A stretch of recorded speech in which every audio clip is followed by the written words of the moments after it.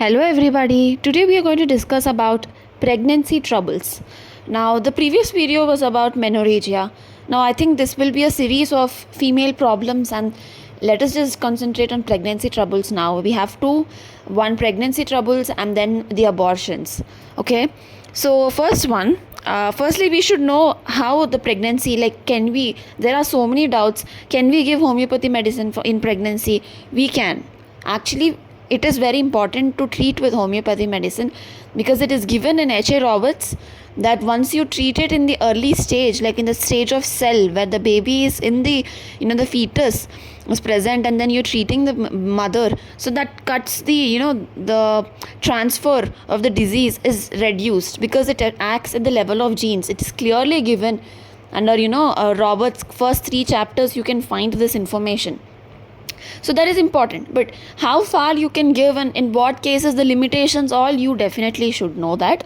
If it is an emergency, you cannot choose homeopathy. Now coming to the first symptom here, pregnancy nausea, sleeplessness across abdomen. The pain is across abdomen. Now that is Actia racemosa. It's a very important drug, Actia racemosa. To remember, it is actually present in allopathic medicine also. It's called blue cohosh. Pregnancy nausea, it's very important. Albuminuria, acute or chronic, during weakness. Now during the pregnancy, and there is a lot of weakness too associated. That is Halonius. It is a very important keynote symptom. Okay, albuminuria, acute or chronic, during pregnancy. Albuminuria during pregnancy is Halonius. You should not mess it up. Then you have morning sickness, profuse salivation, wets the pillow in sleep, along with pregnancy. Now that is Merck Salt. Anywhere you have wetting the pillow, profuse salivation, it is a syphilitic drug. Something is profuse discharges, that is syphilitic.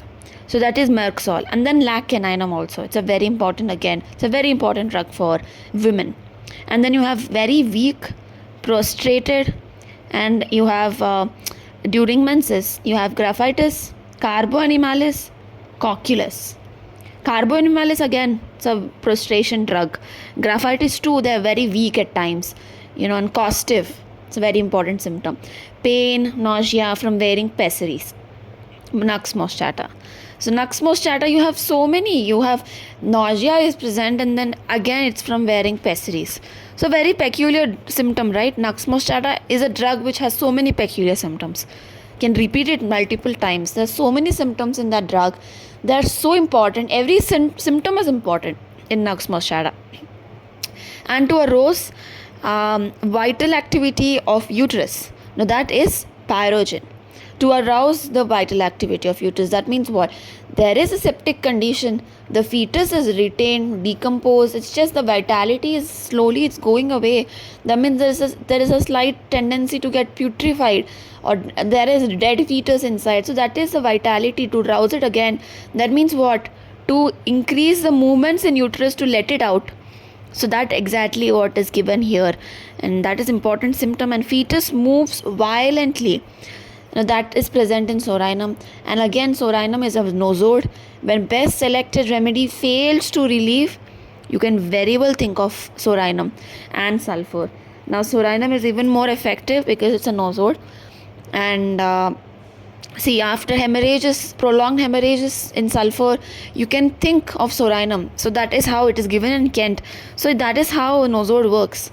So maybe we can have a video in future regarding nosodes too. In early months, can lie comfortably. Okay. Now what? Actually, this is the mistake. It can lie comfortably on abdomen. Now that is podophyllum. They can lie only on stomach. Can lie comfortably only on stomach. Now that is podophyllum and cimicifuga. Now I think I forgot to add that point, and this video is edited differently, so I think I cannot add it now, but I'll definitely put a comment down there. I'll just post a comment that can lie comfortably only on stomach. Now that is cimicifuga and podophyllum. Again, a very important symptom. And backache, when they are better by lying on stomach, you think of medullinium, but acetic acid is also there. Now here in pregnancy ke time pe, it is podophyllum. And morning sickness ka drugs, I was just saying morning success. It's just morning sickness ka drugs. You find Nux vomica, colchicum. Now one important specific drug for morning sickness is Symphoric carpus. And then obviously you have many other drugs like Ars, Sepia, so many drugs happening there. So but you shouldn't forget Symphoric carpus. It's a specific drug. It's a very important drug for morning sickness, and during the early times, and then primies you find that symptom a lot. And obviously, our sepia everywhere, the level of disgust for food and the level of morning sickness they have. Okay, I think this is helpful. Now let's continue with the next one. Now that is abortion. Now abortion, again, it's a very important category. It's very important. It's a very frequently asked questions too, and you shouldn't forget them. This is very basic metramedic, I feel, because it has been repeated a lot of times in classes too, everywhere. Now abortion at 3rd month. There are a couple of drugs, abortion at 3rd month. The first one is Actia racemosa, again a very important drug for pregnant women, for women in general. And then you have Sabina, and then you have Sicalcor. But the symptomatology is different. Sabina, you have pubis to back pain, lower back pain just goes, and partly clotted Pratney fluid. And you have Sicalcor is threatened abortion. It's not general abortion, it's just threatened abortion. In Actia racemosa and Sabina, it is abortion at 3rd month. There is difference between threatened abortion and abortion, right? Again, you should go back to OBGY for that.